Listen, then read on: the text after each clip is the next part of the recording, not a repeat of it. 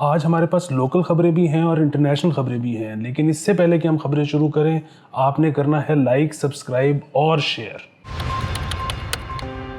अच्छा Ali, first quarter of fiscal year 2024 जो है उसमें जो हमारा डोमेस्टिक फाइनेंसिंग टोटल है वो 2.5 ट्रिलियन हो गया है, जो कि पिछले साल सेम पीरियड से 2.8 गुना ज़्यादा है। इसका क्या मतलब है और अब क्या होगा? अच्छा, इसके ना अगेन मतलब पहली वजह तो ऑफ कोर्स ये है कि इंटरेस्ट रेट जो है वो बढ़ गए हैं। तो को तकरीबन आई थिंक उस पीरियड और इस पीरियड के बीच में 40% प्लस इंटरेस्ट रेट बढ़ा। अच्छा, अब जो इंटरेस्ट रेट बढ़ता है ना, ये मामला मतलब 40% इंटरेस्ट रेट बढ़ने का मतलब ये नहीं होता कि पेमेंट 40% बढ़ रही है, वो यूजुअली 40% से ज़्यादा बढ़ रही होती है, क्योंकि नॉर्मली लॉन्ग टर्म डेट जो है वो एमोटाइज होता है, शॉर्ट टर्म जो होता है वो बेसिकली बुलेट होता है।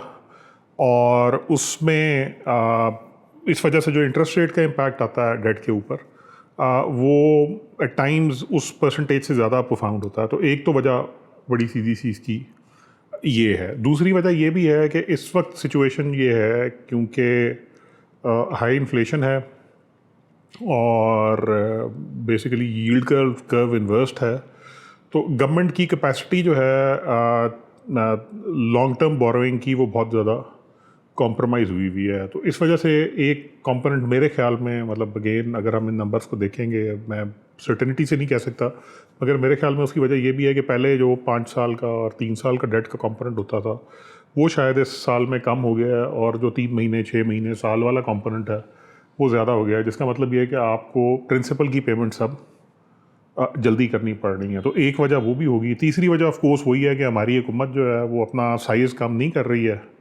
और ख़र्चे जो हैं वो फैलते जा रहे हैं। सरकारी मुलाजमीन की तनख्वाहों में 35% के 25% इजाफा हुआ था, और दूसरे ख़र्चे हैं। एक तो हमारे हेड ऐसा है जिसका हमें पता ही नहीं होता, वो सिंगल लाइन आइटम में आता है, डिफेंस बजट जो है, और उसी में निकल जाता है। एक ये वजह भी बिल्कुल इसकी हो सकती है, मतलब बिल्कुल हो नहीं सकती, डेफिनेटली है। एक वजह ऑफ कोर्स इसकी ये भी है कि हम जो हमारी इंटरनेशनल बोरोइंग कैपेसिटी है वो बहुत ज़्यादा कॉम्प्रोमाइज़ हो गई है। तो उस वजह से अब हमें जो कुछ भी करना पड़ रहा है वो लोकली करना पड़ रहा है, और वो लोकली करने की वजह से ऑफ कोर्स जो मतलब क्योंकि बेहतर ऑप्शन तो ये था कि आप अपना गवर्नमेंट के खर्चे कम करते, लेकिन वो आप नहीं कर रहे हैं। उसकी बजाय आप बेसिकली बोरोइंग आपने बढ़ा दी है, और वो जो इंटरनेशनल बोरोइंग वाला ऑप्शन था वो अब अवेलेबल नहीं है आपके पास। तो उस वजह से अब आपकी लोकल बोरोइंग मज़ीद बढ़ती जा रही है। तो एक वजह ऑफ कोर्स ये भी है। और आखिरी वजह जो है वो ये है, वो आपको याद होगा जब ये बहुत बढ़ के मारी गई थी कि हमने FBI ने पता नहीं क्या टैक्स कलेक्शन का डार साहब कह रहे थे जब, तो उसी वक्त हमने कहा था कि डार साहब गलत कह रहे हैं। और उसकी वजह ये है कि जो नंबर हैं जो हुकूमत खुद दे रही है अपने फिस्कल डेफिसिट के नंबर, और जो हुकूमत की बोरोइंग है, इसमें बड़ा मेजर फ़र्क है। तो इसका मतलब ये है कि डार साहब बेसिकली जो कलेक्शन की बातें कर रहे हैं वो कलेक्शन भी उतनी नहीं है, जो खर्चों की बातें कर रहे हैं वो खर्चे भी उतने नहीं हैं।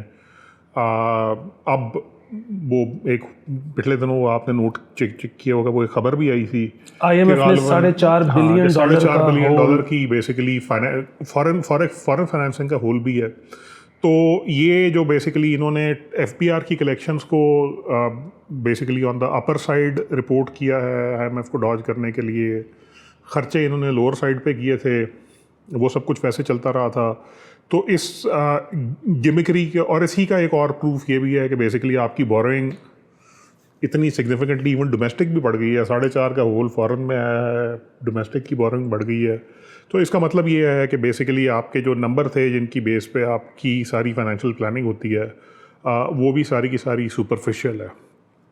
तो ये सब वजह हैं जिसकी वजह से ये सब कुछ हो रहा है। मतलब ये नंबर तो डिनाई नहीं किया जा सकता, ना ही वो जो $4.5 बिलियन का होल फॉरेन फाइनेंसिंग में है उसको डिनाई किया जा सकता है। तो इसका मतलब ये है कि ये नंबर ठीक है।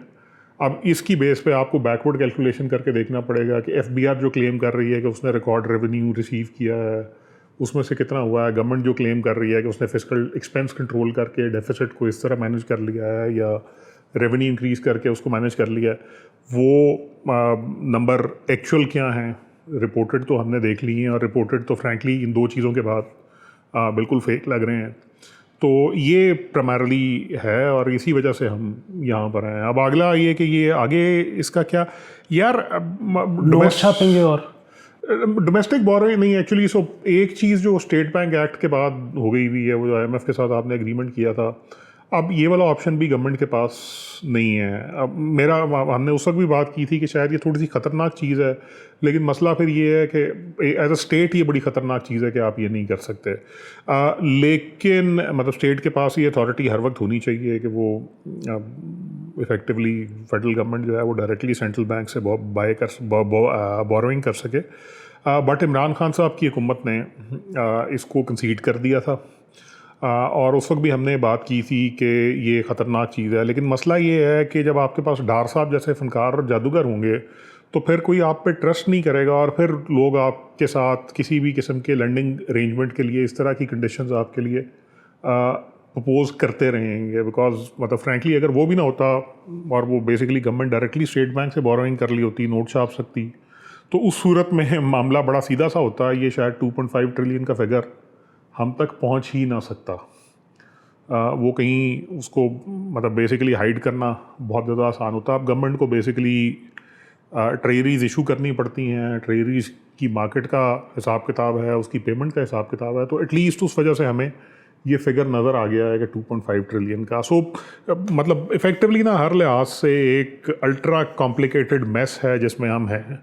और मतलब वही कि आप इमरान खान साहब को ब्लेम कर सकते हैं कि उन्होंने एक ऐसी शर्मनाक बेसिकली इफेक्टिवली सॉवरेनिटी सरेंडर करने वाली शर्त क्यों मानी IMF की। बट फिर आपको डार साहब जैसे फनकार नज़र आते हैं, तो आप शुक्र करते हो कि कर दी। हाँ, जिसकी वजह से आपको होता है कि मतलब हाँ ठीक है, मगर ना इसके बगैर ना IMF पैसे देता, ना कोई दूसरा आप पे ट्रस्ट करने को तैयार होता। तो बहुत कॉम्प्लिकेटेड सिचुएशन है मतलब इस वक्त जो हमारे चल रही है। बिल्कुल ठीक है। अच्छा, मैं अभी कराची गया और मैं परसों वापस आया, एक दिन का ट्रिप था, और उससे पहले कुछ 6 महीने पहले मैं फिर जहाज़ से मैं कहीं गया था और मैं वापस आया था। तो 6 महीने के अंदर मैंने जो फ़र्क देखा जब मैं लाहौर के ऊपर लैंड कर रहा था, तो इतने ज़्यादा घरों के ऊपर सोलर पैनल्स ऐड हो चुके थे। और ये कोई मैं डिफेंस के और अस्करी 10 के बड़े घरों की बात नहीं कर रहा, छोटे छोटे जो वहाँ पे बस्तियाँ भी रास्ते में आती हैं, जो जिनको आप देख सकते हो, उनके घरों पे भी। और जाहिर है उनका भी कोई डाटा उस तरह से डाटा, जितने लोगों ने ग्रीन मीटर करवा लिया है, नेट मीटरिंग करवा ली है, उनका तो डाटा शायद है।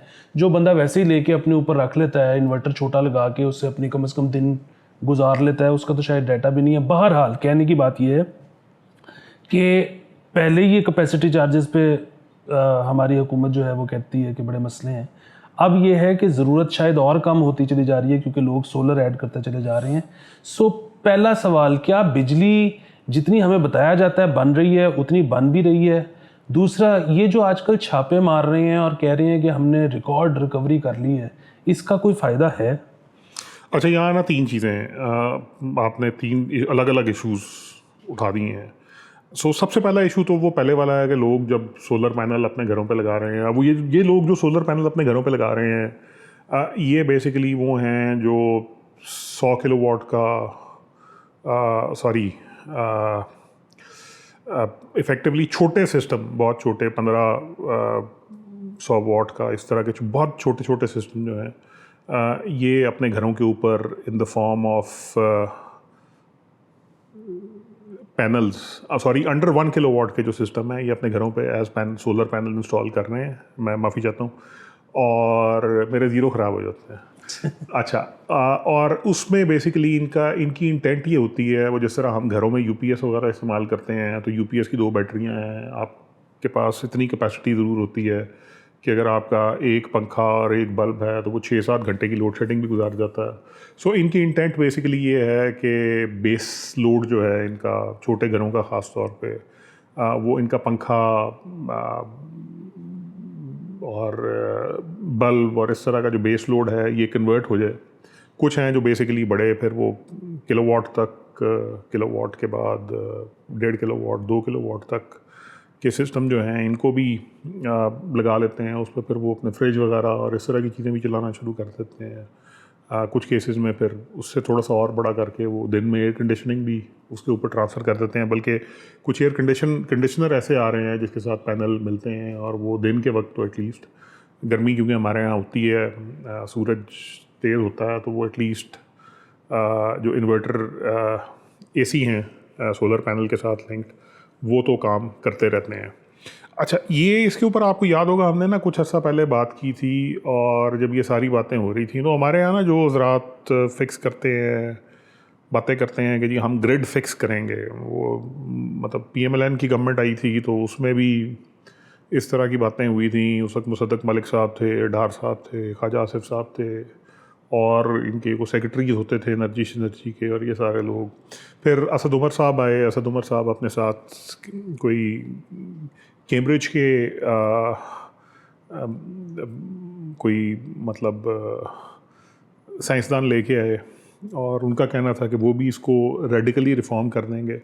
जो एक फंडामेंटल चीज़ है जो अभी तक किसी की समझ में नहीं आ रही है, वो ये है कि ट्रेडिशनल ग्रिड का मॉडल इज़ ऑब्सलीट। वो अब एग्जिस्ट, मतलब अगर आप उसको बचाने की कोशिश करेंगे वो सरवाइव कर ही नहीं सकता है। ये वो लॉस है जो दुनिया में इफ़ेक्टिवली हर इलेक्ट्रिक सप्लाई कंपनी को, शायद जहाँ पर पब्लिक सेक्टर में है जिस तरह हमारे यहाँ है, हर गवर्नमेंट को, हर डिस्को को, हर ट्रांसमिशन कंपनी को ये इसके ऊपर सर्टन राइट ऑफ लेने पड़ेंगे। That's a given. उसकी वजह ये है कि बेसिकली अब मल्टीपल चीज़ें हो गई। एक तो basically you are in a renewable energy era, और रिन्यूएबल एनर्जी में भी मतलब हमारे यहाँ तो शायद इसका नहीं, लेकिन अगर आप यूरोप वगैरह में चले जाएँ जहाँ हवा ज़्यादा होती है, तो जिस तरह हमने सोलर पैनल लगाए होते हैं, उन्होंने बेसिकली विंड इंस्टॉलेशंस अपने घरों के ऊपर की हुई हैं, और वो भी उनको को बिजली चिडली उससे भी मिलती रहती है। उसके बाद सोलर है। सो ये वो चीज़ें हैं। और फिर दूसरा ये कि जो स्टोरेज की कॉस्ट है वो सिग्निफिकेंटली नीचे आती जा रही है। सो इसका मतलब ये है कि बेसिकली अब जिस तरह वो टेस्ला के पावर बैंक हैं, हमारे यहाँ भी बल्कि कुछ कंपनियाँ हैं जो अपने पावर बैंक आपको देती हैं, जो घंटे 2 घंटे का बैकअप होता है। और ये कॉस्ट जो है, मतलब अगर आप एब्सोल्यूट टर्म्स में देखें तो स्टोरेज की कॉस्ट इफ़ेक्टिवली एक्सपोनेंशियली नीचे आती जा रही है। पैनल्स की कॉस्ट बीच में थोड़ा सा ऊपर गई थी जब ये एडजस्टमेंट हुई थी ग्लोबल इन्फ्लेशन वाली, बट उसके बाद अब ये दोबारा डाउनवर्ड ट्रैजेक्टरी की तरफ आती जा रही है। अच्छा, अब रिन्यूएबल का सबसे बड़ी चीज़ ये है कि एक तो रिन्यूएबल आप छोटी क्वांटिटी में पैदा कर सकते हैं और करते हैं। मतलब जिस तरह आपकी घर की छत है तो आप उस छत के ऊपर 5 किलोवाट, 10 किलोवाट, अंडर 1 किलोवाट, 300 वाट, 500 वाट, इस तरह के सिस्टम इंस्टॉल करेंगे, और जो ज़रूरत है उसको आप उधर शिफ्ट करने की कोशिश करेंगे। दूसरी चीज़ ये है कि जब आप इस तरह की जनरेशन कर रहे हैं तो आप जनरेशन के जितना करीब उसको इस्तेमाल करेंगे, इसका मतलब ये है कि आपके लाइन लॉसेस भी उसी के हिसाब से कम होंगे। तो एक तो पहले ही सोलर की जनरेशन की या विंड की जनरेशन की कॉस्ट आपकी दूसरी जनरेशन की कॉस्ट से सिग्निफिकेंटली कम है। दूसरा ये है कि वो आप इस्तेमाल भी अपने घर के पास कर सकते हैं, मतलब घर के अंदर कर सकते हैं इफेक्टिवली। इसका मतलब ये है कि आपको जो लाइन लॉसेस वाला एलिमेंट है वो भी इफेक्टिवली ख़त्म हो गया। मतलब अब आपकी ऊपर बिजली बन रही है, नीचे आपकी चीज़ें चल रही हैं और सब कुछ चल रहा है। तीसरा ये है कि फिर ये नेट मीटरिंग जब आई है तो अब आपकी एक्सेस कैपेसिटी जो है वो वापस ग्रिड की तरफ जानी शुरू हो गई है। अब इसमें ना बड़ी एक इंटरेस्टिंग चीज़ नोट करने वाली है, और वो ये है कि नेट मीटरिंग जब होती है तो नेट मीटरिंग में आपके यूनिट सिस्टम के पास उस वक्त जा रहे हैं जिस वक्त आप उनको इस्तेमाल नहीं कर रहे हैं। इसका मतलब ये है कि उस वक्त आप घर में नहीं हैं। इसका मतलब ये है कि आप उस वक्त दफ्तर में काम कर रहे हैं, कुछ और कर रहे हैं, एट्सेट्रा एट्सेट्रा। ठीक है। सो एक तो बड़ी सीधी सी बात यह है कि जब घर के अलावा जहाँ पर ज़्यादातर ये बेसिकली नेट मीटरिंग वाली फैसिलिटी दुनिया सारी में अवेल होती है, यहाँ से बिजली निकल रही है रोज़ सुबह जब घर में कोई नहीं है या बहुत थोड़ा इस्तेमाल हो रहा है, और ये उन जगहों पे इस्तेमाल हो रही है जहाँ दिन के टाइम पे एक्टिविटी ज़्यादा है। सो इसका मतलब ये है कि ना सिर्फ ये है कि आपके पास से बिजली निकल के जा रही है, बल्कि ये बिजली निकल के वहाँ पहुँच रही है जहाँ पर एक्चुअली दूसरी बिजली की ज़रूरत होनी थी, और अब वो इससे क्योंकि रेप्लिकेट हो रही है तो इस वजह से अब फॉर इंस्टेंस लेस्को है, लेस्को की से घंटे की ज़रूरत से 1000 मेगावाट की है, अजम्पशन हाइपोथेटिकल, और लेस्को को उसमें से 200 मेगावाट की बिजली जो है वो नेट मीटरिंग से मिल रही है। घरों से।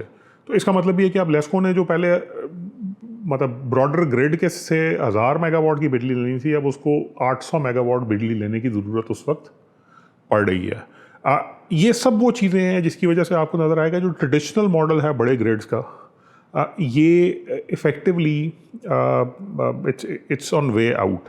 अच्छा, उसके बाद एक चीज़ और आ जाती है, वो आ जाती है बेसिकली आपकी पीक जनरेशन कैपेसिटी। अच्छा, ये पाकिस्तान के लिए ना ये बहुत सीरियस कंसर्न है फॉर मल्टीपल रीजंस। हमारे एनर्जी क्राइसिस में ये एक बहुत बड़ा फैक्टर है। उसकी वजह ये है कि हमारे यहाँ एक तो वेदर पैटर्न बहुत एक्सट्रीम होते हैं। मतलब हमारे यहाँ गर्मी बहुत ज़्यादा होती है और सर्दी भी बहुत ज़्यादा होती है। दूसरी चीज़ ये है कि हमारे यहाँ रात के वक्त कंजम्पशन जो है वो सिग्निफिकेंटली ज़्यादा होती है, और उसकी वजह ये है कि हमारे यहाँ बाज़ार वगैरह भी रात को खुले रखने का 10, 11, 12 बजे तक का रिवाज है। दुनिया में नॉर्मली ये होता है कि सुबह जो 7 से 7 तक का टाइम है उसमें ऑफिसेस को बिजली चली जाएगी, इंडस्ट्रीज़ में जो सिंगल शिफ्ट वाली इंडस्ट्रीज़ हैं उनको बिजली चली जाएगी, लेकिन घरों में ज़रूरत कम होगी। सिमिलरली जब आप रात को होगी तो रात को आपको घरों में बिजली अवेलेबल होगी, उधर ऑटोमेटिकली डिमांड, क्योंकि बाज़ार बंद हैं, आपके एक शिफ्ट वाली फैक्ट्रीज़ बंद हैं, नॉर्मली दिन में काम करती हैं, तो उधर से आपकी डिमांड कम हो जाती है। सो आपको पीक जनरेशन की ज़रूरत बहुत थोड़ी रह जाती है। यहाँ पर ये एक्सट्रीम वेदर पैटर्न और दिन और रात के फ़र्क की वजह से, इसी वजह से आपने नोट किया होगा हर गवर्नमेंट बेसिकली पिछले 10-12 साल में कोशिश कर रही है कि किसी तरह 7 बजे या 8 बजे तक बाज़ारों को बंद करवा दिया जाए, ताकि वो जो पीक की रिक्वायरमेंट है उसको हम किसी तरह काबू कर सकें। अच्छा, अब ये जो पीक जनरेशन की कैपेसिटी है, इसके लिए एक रैशनल होगा कि जी आपको फिर जनरेशन चाहिए, क्योंकि दिन के टाइम पे तो सोलर है, शाम के टाइम पे सोलर नहीं है। हमारे यहाँ विंड भी इफेक्टिवली इतने बहुत सी जगहों पे विंड कॉरिडोर नहीं है कि आप वो वाले रिन्यूएबल को इस्तेमाल कर सकें, तो आपको ज़रूरत बहरहाल पीक की रहेगी। अच्छा, पीक के अंदर भी मसला ये है कि अगर आप अमेरिका की तरफ जाएँ तो ये स्टोरेज वॉल्स के कॉन्सेप्ट, और इवन ऑस्ट्रेलिया की तरफ जाएँ तो स्टोरेज वॉल्स के आने के कॉन्सेप्ट के बाद अब जो पीक है, क्योंकि पीक यूनिट नॉर्मली वैसे ही महंगा होता है, और उसकी वजह ये है कि अगर एक प्लांट आपने लगाया है और वो प्लांट 24 घंटे चल रहा है, 365 दिन चल रहा है साल के, तो इसका मतलब ये है कि एक तो उसकी फ्यूल की कॉस्ट या जो भी कॉस्ट उससे रिलेटेड है वो है, बट इवन उसकी जो कैपेक्स की कॉस्ट है, जिसको हम अपने ज़बान में कैपेसिटी पेमेंट कहते हैं, वो भी अब 24/7/365 के यूनिट्स पे डिवाइड हो रही है। पीक का मतलब ये है कि आपको 6 से 11 बजे तक एक प्लांट चलाना है सिर्फ रात को, या आपको एक प्लांट सिर्फ जून जुलाई में चलाना है जब, इसका मतलब ये है कि अब उसकी जो उस प्लांट की जो ज़रूरत है वो 24/7/365 नहीं है, बल्कि वो शायद 5/61 मतलब 5 घंटे 365 दिन की उसकी ज़रूरत रह जाएगी, बजाय इसके कि वो 24/365 हो। इसका मतलब ये है कि बेसिकली आप की जो कैपेसिटी चार्ज है एक यूनिट का, वो उसने उसी यूनिट को बेच के रिकवर करना है, क्योंकि वो कम यूनिट प्रोड्यूस कर रहा है अपने पोटेंशियल से। अच्छा, अब इस वजह से जो ये बैटरी की कॉस्ट नीचे आ रही है, शायद मतलब अभी अमेरिका में भी या ऑस्ट्रेलिया में भी मामला यहाँ तक नहीं पहुँचा कि जो आपका रेगुलर यूनिट है स्टोरेज के साथ इसकी कॉस्ट कंपेरेबल हो रेगुलर जनरेशन से, लेकिन पीक कैपेसिटी के ऊपर now it has started becoming more viable, specially जो एरिजोना, कैलिफोर्निया, कोलोराडो किस्म की स्टेट्स हैं, टेक्सास किस्म की स्टेट्स हैं जहाँ अबंडेंट सनशाइन है, वहाँ पर अब जो पीक जनरेशन है वो भी आहिस्ता आहिस्ता स्टोरेज वॉल्स की तरफ शिफ्ट होती जा रही है। इसका मतलब क्या है? इसका मतलब बेसिकली ये है कि अब आपको पावर प्लांट बड़े बड़े लगा के, बड़ी बड़ी ट्रांसमिशन लाइंस बिछा के, एट्सेट्रा, वो वाला इंफ्रास्ट्रक्चर की ज़रूरत ही नहीं है। अब आपको ज़रूरत इस चीज़ की है कि आप कम्युनिटी बेस्ड जनरेशन करें, वहीं पे एक स्टोरेज कैपेसिटी बिल्ड करें जो बेसिकली आपके पीक को देख रही हो, प्लस आपको एक अल्टरनेटिव चाहिए है जो आपका बेस लोड जो नॉन रिन्यूएबल आवर्स का है उसको वो मैनेज कर सके। वो आप सेंट्रलाइज कर सकते हैं, बट उसके लिए आपको बहुत बड़े उतने बड़े ग्रिड की, उतनी बड़ी ट्रांसमिशन की ज़रूरत नहीं, बिकॉज आपकी उसकी ज़रूरत जो है वो अब आधी हो गई है, 60% हो गई है, 35% हो गई है, 33% हो गई है।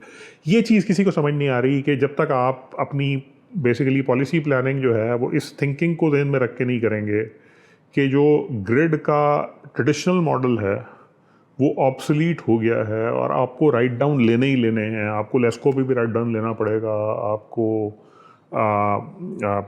NTDC पे भी राइट डाउन लेना पड़ेगा, आपको और अपने जो जनरेशन प्रोजेक्ट हैं शायद इनके ऊपर भी राइट डाउन लेने पड़ेंगे। जब तक आप इस थिंकिंग के साथ इस प्रॉब्लम को सॉल्व करने की कोशिश नहीं करेंगे ये और इनको बचाने की कोशिश करते रहेंगे तो ये एक्चुअली मामला बिगड़ता चला जाएगा। अच्छा, अब आपका आ गया दूसरा सवाल। दूसरा सवाल आपका था कि ये जो छापे मार रहे हैं छापे और कह मार रहे रहे हैं कि हैं, हमने हाँ इतनी जी। रिकवरी कर ली वो है। मैं राशिद लंगड़ियाल साहब का ट्वीट शीट देख रहा था। उन्होंने कहा कि जी हमने वो पिछले 35-40 दिन से ये किस दिन गई थी गवर्नमेंट हमारी, जो पिछली शहबाज शरीफ साहब वाली थी? अगस्त था मेरे ख्याल में। हाँ, 9-10 अगस्त को गई थी आई थिंक, और इसके को 3-4 दिन बाद ये आ गए थे, तो को 1.5 महीना हो गया तकरीबन। अब तो 45 दिन में बहुत स्ट्रॉन्ग ड्राइव चली है और रिकवरी जो है वो 7 अरब रुपये है और हमारा जो सर्कुलर डेट है वो 2600 अरब रुपये है। 7 के 60। 7 तो 7 अरब 2600 अरब की दाढ़ भी गीली नहीं होती। सो इसका मतलब ये कि कहीं ना कहीं ये जो बेसिकली ये थेफ्ट वाली कहानी है ये भी सिग्निफिकेंटली मिसप्लेस्ड है। और ये सिग्निफिकेंटली मिसप्लेस्ड होने की वजह से मतलब वही दोबारा जो हम बात कर रहे हैं, जो आपको फंडामेंटल इश्यूज़ पे फोकस करने की ज़रूरत है वो शायद हो ही नहीं रहा है। और जब तक वो नहीं होगा तब तक जाहिर सी बात है मामले का हल नहीं निकलेगा। और तीसरा सवाल आपका था कि क्या नेपरा जितनी बिजली कहता है। हाँ जी, ये ना एक्चुअली बड़ा डूबियस मामला है और ये डूबियस मामला जो है ना ये को 10-1 साल से तो एटलीस्ट हो रहा है। उसकी वजह ये है कि आप ना एट टाइम्स देखते हैं इस तरह की फिगर कि आज मुल्क में बिजली की जो तलब थी वो 6000 मेगावाट थी और जो बिजली बनी मतलब वो 4500 मेगावाट थी।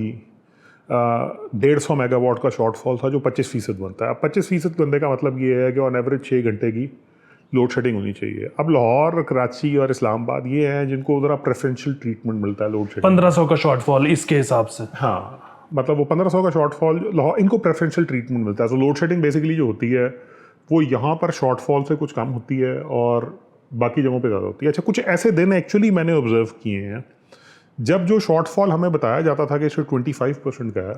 सो इवन लाहौर के ए कैटेगरी इलाकों में जिनकी रिकवरी के बारे में कहा जाता है कि वो बहुत अच्छी है, कराची के ए कैटेगरी के इलाकों में लोड शेडिंग जो है ऐसे 25% का शॉर्टफॉल है, 6 घंटे बनते हैं, वो 8-8 घंटे की लोड शेडिंग इवन उधर हो रही होती है। ठीक है, इसका मतलब ये है कि जो जनरेशन की फिगर्स हैं और जो कंजम्पशन है इसमें कहीं ना कहीं बड़ा सीरियस मिसमैच है। Someone has to dig it. और ये कोई इतना मसला नहीं है बेसिक, मतलब आप डिजिटाइजेशन कर दें सारे के सारे इंफ्रास्ट्रक्चर की, आपके पास एक एक पॉइंट के ऊपर ह्यूमन इंटरफेरेंस ख़त्म कर दें, आपके पास आ जाएगा इस प्लांट ने इतनी बिजली बनाई, ये बिजली यहाँ से इधर आई, जब ये ट्रांसमिशन नेशनल ट्रांसमिशन पे पहुँची तो इतनी थी, जब ये डिस्को तक पहुँची तो इतनी थी, जब ये फीडर पे पहुँची तो इतनी थी, जब ये ग्रिड पे पहुँची तो इतनी थी। तो आपको बड़े क्लियर पिक्चर आ जाएगी कि जी ये सब सम है। जब घरों में इस्तेमाल हुई तो बिल इतने के आए हैं। सो आपको बड़ी क्लियर पिक्चर आ जाएगी कि यहाँ से यहाँ इतना लॉस है, यहाँ से यहाँ।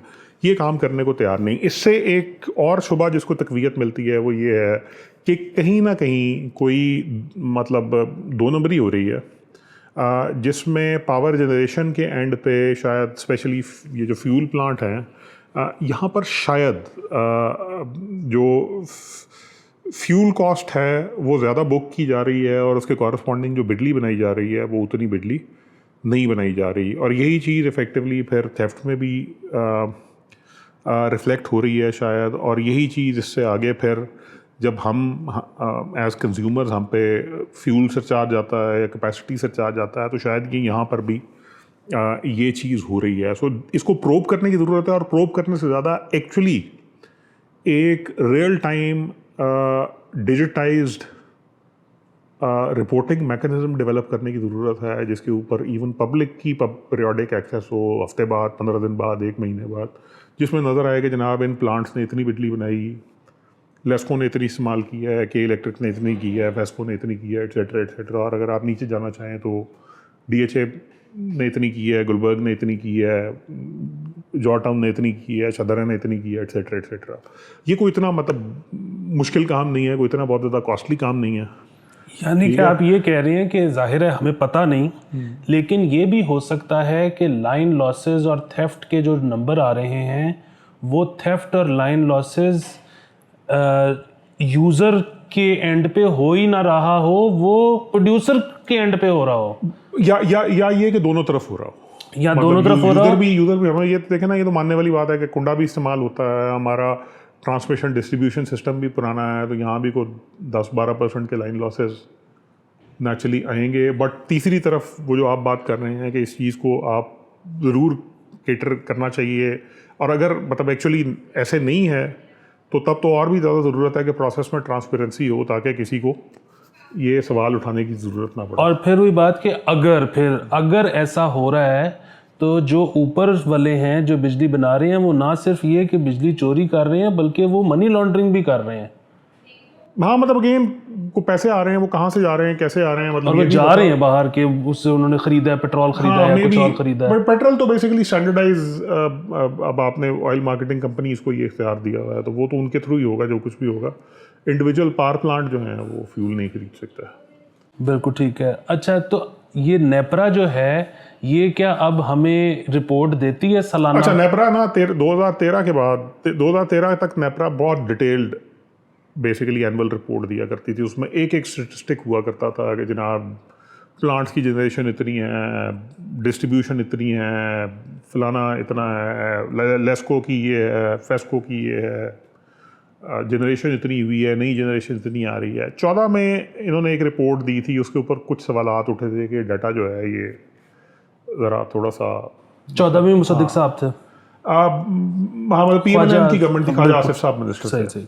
तो उस वक्त पहली दफ़ा ये तरह था। उसके बाद ना इन्होंने 15 के ऑनवर्ड्स नेपरा ने वो रिपोर्टें देनी शुरू कर दी हैं, जिसमें अब ऑर्गेनोग्राम होता है, चेयरमैन और बोर्ड के अरकान फलाने से मुलाकात कर रहे हैं, एट्सेट्रा एट्सेट्रा।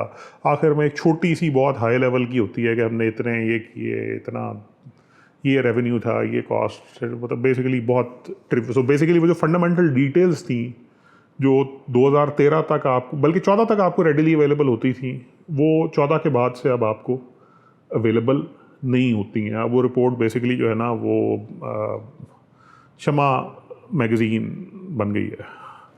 बिल्कुल ठीक है।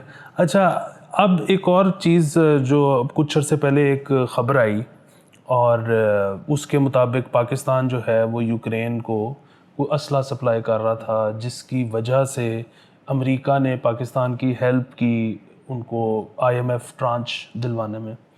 अच्छा, इसमें जो है वो हम ये देखते हैं कि कुछ लोगों, मतलब ख़ास तौर पे इंडिया जो है उसने बहुत ज़्यादा टेकअप किया ये इशू। तो मसला ये है कि एक तो ये कि ये कितनी हकीकत इस चीज़ में हो सकती है, दूसरी चीज़ ये कि अगर इसमें हकीकत है तो मतलब इसमें अमेरिका को तो चले ज़ाहिर है इस वक्त कोई प्रॉब्लम नहीं है, रशिया ने भी कोई तकाजा गिला नहीं किया हमसे कि आप ये ऐसा क्यों कर रहे हैं। तो जिसकी वजह से मुझे थोड़ी सी, मतलब मुझे कोई वैसे मानने में कोई किसी किस्म की भी कोई बात, कोई हिचकिचाहट नहीं होती, लेकिन ये एक ऐसा मामला है जिसमें किसी को किसी से कोई प्रॉब्लम ही नहीं है।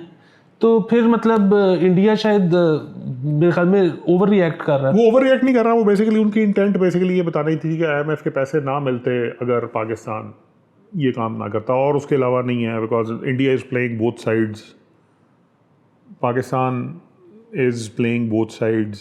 पाकिस्तान इससे पहले अगर आपको याद हो सीरियन कॉन्फ्लिक्ट के अंदर भी इस तरह की बातें आई थी कि पाकिस्तान अपने कुछ अरब इत्तेहादी ममालिक को असला बेच रहा था जो सीरिया में बागी इस्तेमाल कर रहे थे, और उसके अलावा शायद ये असद रजीम को भी डायरेक्टली एमुनेशन भेज रहे थे। और मेरे ख्याल में एक्चुअली मतलब अगर आप एक चीज़ प्रोड्यूस कर रहे हैं और उसके बायर हैं, मतलब वो मोरालिटी असले की सेल की, जिसमें हम एक छोटे से प्लेयर हैं, हमसे बड़े बड़े प्लेयर दुनिया में एग्जिस्ट करते हैं, उसको अगर हम साइड पे रख दें तो मतलब फ्रैंकली आप डबल रोटी बनाते हैं, आपकी डबल रोटी जमात इस्लामी वाले लेते हैं या पीपल्स पार्टी वाले लेते हैं, आपकी सेहत पे क्या फ़र्क पड़ता? या आपकी डबल रोटी, आपका एप्पल का आईफोन इंडिया में बिकता है, पाकिस्तान में बिकता है, आपकी सेहत पे क्या फ़र्क पड़ता? तो उस हिसाब से तो कोई मसला नहीं है, मतलब बिल्कुल नहीं है। इंडिया इवन मतलब फॉर इंस्टेंस मतलब यूएस के एम्बिट में है, वो यूक्रेन के बारे में पोले पोले बयानात भी देता है, साथ ही वो रूस का तेल भी इस्तेमाल कर रहा है। अच्छा, अमेरिका जो है वो हर मुल्क के ऊपर बढ़ा के रूस के साथ ये नहीं करना वो नहीं करना। रशियन ऑयल जो है उसके सबसे बड़े बायर यूरोप, और गैस उसके सबसे बड़े बायर यूरोपियंस और इंडिया हैं, जो अमेरिका के करीब तरीन इत्तेहादी हैं। बल्कि इनफैक्ट एक मिनट ठहर दें, इसको भी छोड़ दें, आज से 4 या 5 माह पहले तक तो मुझे पता है कि रशियन तेल के कार्गो इवन अमेरिका में डॉक हो रहे थे।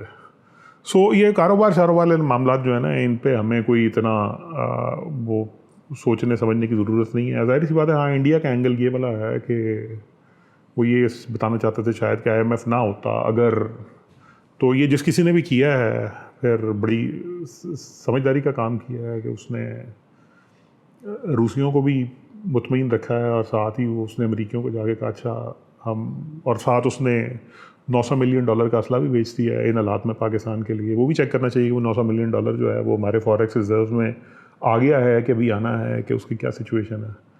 बिल्कुल ठीक है। $900 मिलियन इन हालात में तो मतलब बहुत अच्छी चीज़ है, उसके लिए तो आपको दोबारा सोचना भी नहीं चाहिए आंखें बंद करके। बिल्कुल ठीक है। अच्छा, कुछ इस किस्म की भी खबरें मैंने ऊपर नीचे देखी हैं कि चाइना एकदम से स्लो हुआ है, कुछ उनकी ग्रोथ जो है। चाइना की इकोनॉमी इस वक्त जो है वो काफ़ी प्रेशर फील कर रही है। उसकी कई वजूहत हैं। एक वजह तो ये है कि कोविड में सारी दुनिया की इकोनॉमी जो थी वो स्टॉल हो गई थी। अब जब वो स्टॉल से दुनिया की इकोनॉमीज़ निकली हैं तो वो इफ़ेक्टिवली ना एक तरह से वो जो काम डाउन पीरियड था या वो जो एक स्टॉप था, वो आपके लिए यूँ समझ लें कि एक तरह से ना रीसेट होता है। अच्छा, अब उस रीसेट के ना दुनिया में मुख्तलिफ़ जगहों पे 2 तरह के असर निकले हैं। एक वो जो वेस्टर्न मुल्कों में या हमारे जैसे मुल्कों में निकला है, और वो ये कि उसके बाद इन्फ्लेशन काबू नहीं आ रही है। मतलब अमेरिका है, यूके है, जर्मनी है, ये सब के सब जो है यहाँ इन्फ्लेशन, मतलब यूके में इन्फ्लेशन 9-10% तक जा रही है, हालांकि पाउंड एक बड़ी रिलेटिवली स्टेबल करेंसी है। यही खबरें हमें मतलब इंडिया, पाकिस्तान, मलेशिया, GCC के ममालिक, इन सब के अंदर ये मसला चल रहा है। दुनिया भी ये वो दुनिया है जो अभी तक इन्फ्लेशन को कॉम्बैट कर रही है। दूसरी तरफ चाइना है, चाइना के अंदर या इवन जापान के अंदर भी किसी हद तक वो मसला जो था वो बिल्कुल उल्टा हो गया ईस्ट एशिया के कई ममालिक में। और वो मसला ये हो गया कि वहाँ पर इन्फ्लेशन तो कंट्रोल में थी लेकिन इकनॉमिक एक्टिविटी स्लो होना शुरू हो गया। अच्छा, अब ये ना समझने की ज़रूरत है कि ये जो इन्फ्लेशन है और इकनॉमिक स्लो डाउन है, इकनॉमिक स्लो डाउन में बेसिकली होता ये है कि आपके क्योंकि एक्टिविटी कम हो रही है तो आपका रेंट नीचे आएगा। मतलब एक बड़ी हाइपोथेटिकल सी एग्जांपल कि किसी इलाके में अगर बिज़नेस हल्का हो गया है तो रेंट नीचे आएगा। रेंट नीचे आने का मतलब है कि प्रॉपर्टी की प्राइस नीचे आएगी, यानी आपका एसेट जो है उसकी प्राइस नीचे आ गई। ठीक है, दूसरी तरफ जहाँ इन्फ्लेशन हो रही है वहाँ भी एक्चुअली यही हो रहा है, और उसकी वजह यह है कि ₹1 मतलब आपका प्लॉट था DHA में वो 4 करोड़ का था, और 4 करोड़ जो था ये कोई $2,25,000 बनते थे। अब वही 4 करोड़ का प्लॉट जो है वो $1,30,000 रह गए। सो हर दोनों सूरतों में आप अपनी बेसिकली एडजस्टमेंट जो चल रही है वो ये चल रही है कि आपके जो एसेट्स की प्राइस है डिपेंडिंग ऑन, मतलब क्योंकि दोनों के डायनामिक्स फ़र्क हैं, वो बेसिकली एडजस्टमेंट की तरफ चल रही है। अच्छा, जो वेस्टर्न ममालिक हैं वहाँ पर कीमतें लोगों की पहुँच से बाहर होती जा रही हैं तो वेज रेट एडजस्ट होगा। चाइना के केस में वो ये रहा है कि बहुत से ऐसे एसेट, बहुत सी ऐसी कैपेसिटी जो इंस्टॉल, क्योंकि चाइना बेसिकली जो है वो नेट एक्सपोर्टर था, वो नेट प्रोड्यूसर था, सो वो चीज़ें दुनिया को बेचता था। अब वो दुनिया के अंदर क्योंकि एक और मसला पड़ा हुआ है तो वहाँ पर ज़ाहिर सी बात है कि डिमांड सिग्निफिकेंट, तो जब ये सिग्निफिकेंटली कटेल हुई तो चाइना ने जो अपनी से रियल इस्टेट डेवलपमेंट की हुई थी या फैक्ट्री कैपेसिटी डेवलपमेंट थी या रॉ मटेरियल्स की इन्वेंट्रीज थी, अब वो वहाँ पड़ी हैं, और वो वहाँ पड़ी होने की वजह से या प्रोडक्शन हुई है उसकी इन्वेंट्रीज पड़ी हैं, तो वो सब की सब अब उस तरह नहीं निकल सक रही हैं जिस तरह वो निकलेंगी। अब वो जब वो नहीं निकल सक रही हैं क्योंकि बाकी दुनिया की जो कुव्वत ख़रीद है वो नीचे चली गई है, तो अब वहाँ पर ये वाले इश्यूज आने शुरू हुए कि फॉर इंस्टेंस अगर किसी फैक्ट्री ने या रियल एस्टेट डेवलपर ने अपने प्रोजेक्ट के लिए लोन लिया था, तो अब वो उसको पे नहीं कर सक रहा है। अब जब वो उसको पे नहीं कर सक रहा है तो उसके बाद ये अगला लॉजिकल कंक्लूजन ये है कि वहाँ पर डिफ़ॉल्ट्स आएंगे, बैंक जो हैं उनको उसको मैनेज करना पड़ेगा। फिर जो ग्लोबल इन्वायरमेंट है उसकी वजह से शायद एक्सपोर्ट अब उस तरह ग्रो नहीं कर रही है, एक्सपोर्ट उस तरह नहीं हो सक रही जिस तरह होनी चाहिए थी। डोमेस्टिक कंजम्पशन चाइना ने, मतलब चाइना का एक चैलेंज जो 10 साल से रहा है वो बेसिकली एक डोमेस्टिक मार्केट को, क्योंकि चाइना एक टाइम पे तकरीबन 40% उसका जीडीपी जो था वो एक्सपोर्ट ड्रिवन था। तो ये बड़ा साइजेबल चंक है। मतलब to put things in perspective, normally 20-25% भी बहुत ज़्यादा समझा जाता है, बट 40-45% होना, मतलब हम पाकिस्तान जो है ये मैक्सिमम 10% तक पहुंचता है इसका एक्सपोर्ट जीडीपी का। अब फिर 7% पे आया हुआ है क्योंकि डार साहब आ गए थे। वो जब भी आते हैं ये होता है इस तरह की चीज़ें। तो वो चाइना के केस में अब इस वजह से, so China actually is facing a slow down की वजह से कंपनीज जो हैं उनको नए कॉन्ट्रैक्ट नहीं मिल रहे। जो बेसिकली रियल एस्टेट के प्रोजेक्ट है वो स्टॉल हुए हुए हैं। उसकी वजह से बेसिकली बैड डेट एक्यूमुलेट हो रहे हैं। बैड डेट एक्यूमुलेट होने की वजह से अब जो पीपल्स बैंक ऑफ चाइना है, जो उनका सेंट्रल बैंक है प्लस गवर्नमेंट है, उसके ऊपर प्रेशर है इस चीज़ का कि वो किसी तरह चीज़ों को स्टिमुलेट करे। चाइनीज़ के केस में एक चीज़ है और वो ये है कि वो अभी तक वो बजूका सोल्यूशन नहीं आ रहे। उनकी अप्रोच ग्रेजुअल है। मतलब आपको याद होगा जब अमेरिका के अंदर इस तरह का एक स्टैंड स्टिल आया था लीमन के बाद, तो आई थिंक 4 ट्रिलियन का 1.7 ट्रिलियन का पहले बेल आउट पैकेज आया, फिर उसके बाद टोटल $4 ट्रिलियन के उन्होंने बेल आउट पैकेज निकाले और साइकिल चलाना शुरू कर दिया। यहाँ पर इशू ये आ रहा है कि चाइनीज़ गवर्नमेंट जो है वो चीज़ों को केस टू केस बेसिस पे देख रही है, जिसकी वजह से शायद रिकवरी भी थोड़ी सी स्लो होगी। और इसमें जो कुछ लोगों का जो एक ओपिनियन है वो ये भी है कि इस स्लो रिकवरी होने की वजह से इस चीज़ का चांस है कि बिकॉज मतलब जो इकॉनमी है या मार्केट है उसमें लोगों का इंटरेस्ट का स्पैन भी एक होता है। तो अगर लोगों को बहुत लंबी देर तक लगे कि चाइना स्लो है तो शायद वो उसमें इंटरेस्ट ही लूज़ करना शुरू कर दें। इवन चाइना के अंदर जो कारोबारी हैं वो भी अपना पैसा निकाल के कहीं और ले जाना शुरू कर दें। दूसरे जो बाहर वाले हैं वो भी अपनी इन्वेस्टमेंट्स को डाइवर्ट करना शुरू करते हैं। तो वो एक परपेचुअल स्पाइरल में ना चला जाए। डिफ्लेशन में एक्चुअली ये बहुत सीरियस, या इकोनॉमिक स्लो डाउन में ये एक्चुअली बहुत सीरियस कंसर्न होता है। अच्छा, आप देखना वही है कि चाइनीज़ गवर्नमेंट यहाँ से, मतलब अभी पीछे उन्होंने आई थिंक हफ्ता पहले उन्होंने अपने जो रिज़र्व रिक्वायरमेंट है बैंकों की इसको रिलैक्स किया है, जिसका मतलब ये है कि बैंक्स अब ज़्यादा लेंड कर सकते हैं। सो उससे शायद को थोड़ा सा एक्टिविटी आएगी। कुछ लोगों को तवक्को है कि चाइनीज़ गवर्नमेंट शायद एक दफ़ा खुल के बेल आउट दे, जिस तरह अमरीकियों ने दिया था, ताकि चीज़ें चलनी शुरू हों।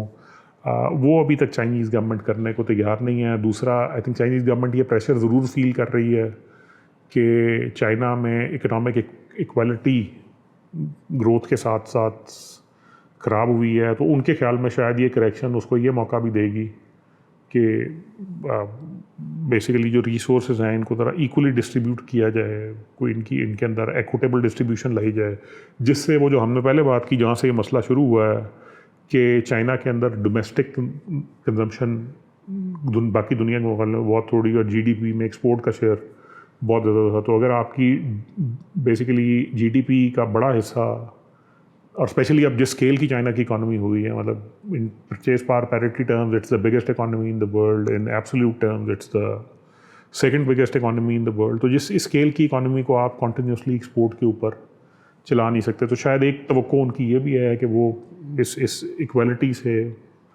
मतलब इसको यूज़ करें ग्रेजुअली, कि मतलब इक्वलाइजेशन लाएँ, बजाय इसके कि लोगों को पैसे दें वो ये नीचे कर दें था कि। लेकिन अभी इसमें जो और उसके बाद फिर डोमेस्टिक एक जो डायनामिक्स हैं उस तरह डेवलप होना शुरू हो जाए, उसमें शायद उनको एक्सपोर्ट की थोड़ी सी हिट लेनी पड़े। लेकिन ऑफ कोर्स उसमें जो इशू इस वक्त तक है वो ये है कि जो डिमांड कम होने का असर बेसिकली लेबर पे भी आ रहा है। अभी तक शायद जो एक अच्छी चीज़ चाइना के लिए है वो ये है कि इन्फ्लेशन ज़्यादा नहीं है, तो लोगों को ये उस सेंस में जिस तरह बाकी दुनिया में लोगों को ये पिंच बहुत ज़्यादा है वो फेस नहीं करनी पड़ रही। सो आई थिंक ये बड़ा मतलब ये ट्रिकी सिचुएशन होगी, और यहाँ से चाइना जिस तरह आगे चलता है और मतलब वो इसको रिकवर करके ट्रजेक्टरी पे चला जाता है, या वो बेसिकली जापान की तरफ चला जाता है जिसने बेसिकली बैंकों के बैड डेट जो हैं वो गवर्नमेंट ने ही अब्जॉर्ब करने शुरू कर दिए थे। ये भी शायद एक रीज़न है कि चाइनीज़ जो हैं वो मतलब उन्होंने बैंकों को और कॉरपोरेशंस को फेल नहीं होने दिया था। गवर्नमेंट ने इफेक्टिवली मनी सप्लाई अबंडेंट कर दी थी, जिसकी वजह से एक्चुअली जापान के 2-3 डेकेड जो हैं वो लॉस्ट थे। तो शायद ये वजह है कि चाइना एक्चुअली थोड़ी सी डिफरेंट अप्रोच ट्राई करके देखना चाह रहा है। आउटकम फ्रैंकली जो मतलब इकोनॉमिक्स है इसमें सर्टेनिटी कोई नहीं होती, बिकॉज बहुत से ऐसे फैक्टर हैं जो शायद हमारे समझ से और हमारे कंट्रोल से भी बाहर होते हैं। सो देखना पड़ेगा, बट ये एक बड़ी इंटरेस्टिंग केस स्टडी होगी कि चाइना यहाँ से आगे कैसे रह जाता है।